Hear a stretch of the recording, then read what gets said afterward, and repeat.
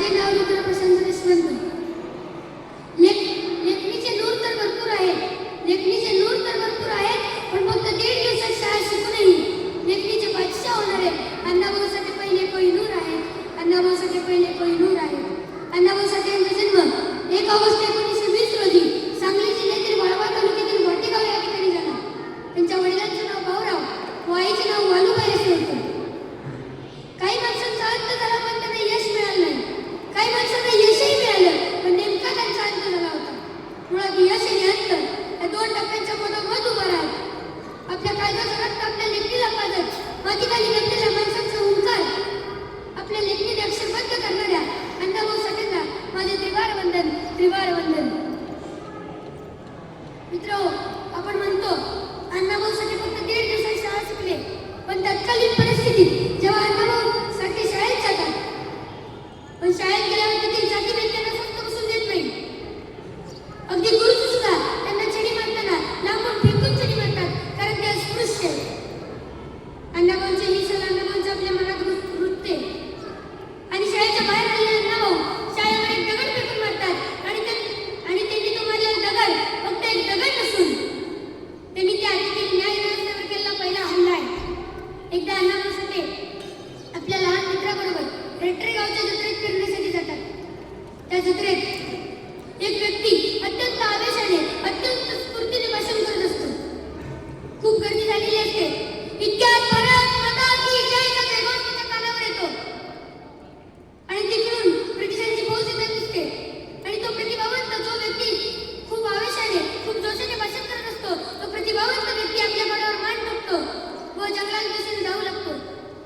अण्णाभाऊंचं लक्ष त्या व्यक्तीवरच होतं. अण्णाभाऊ त्या व्यक्तीच्या मागे धावू लागतात. जवळजवळ जंगलाच्या मध्ये आल्यानंतर ती व्यक्ती मागवरून पाहते तर ब्रिटिशांची फौज नाही, त्यांच्या मागे एक चिमुरडं पोरगं धावतंय. ती व्यक्ती घोड्यावरून खाली उतरते. अण्णाभाऊंकडे येते व अण्णाभाऊंना आपलं नाव विचारते. अण्णाभाऊ आपलं नाव सांगतात व अण्णाभाऊ म्हणतात, मला कृपया तुमचं नाव सांगा. मी तुमचं हे नाव घेऊन घरी जाऊन आमच्या फकीरांना सांगेन, म्हणून मी तुमच्या मागे धावत होतो. तेव्हा ती व्यक्ती आपलं नाव सांगते. ती व्यक्ती म्हणते, मला लोक क्रांतिसिंह नाना पाटील या नावाने ओळखतात.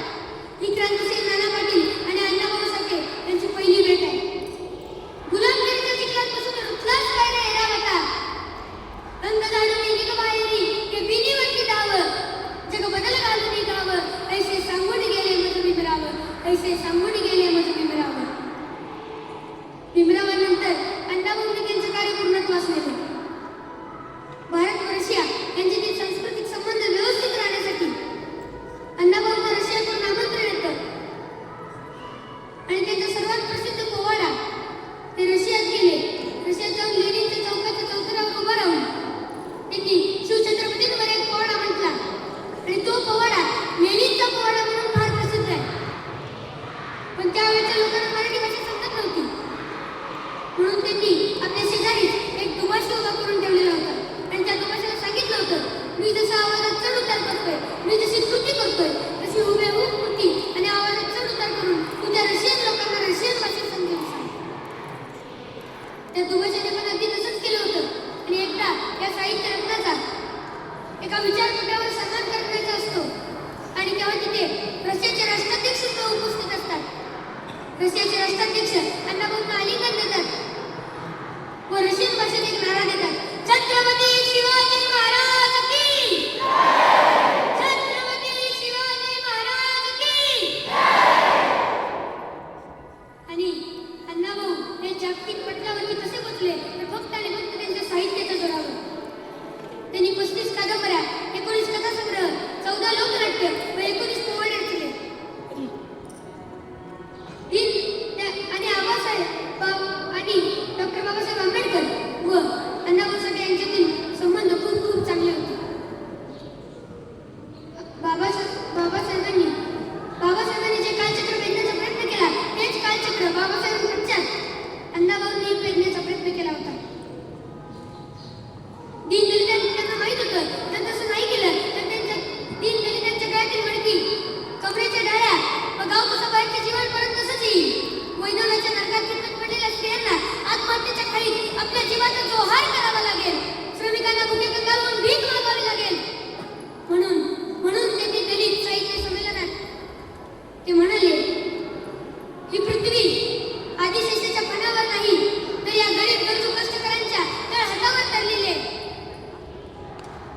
त्यांना माहिती होतं जर गरीब गरजू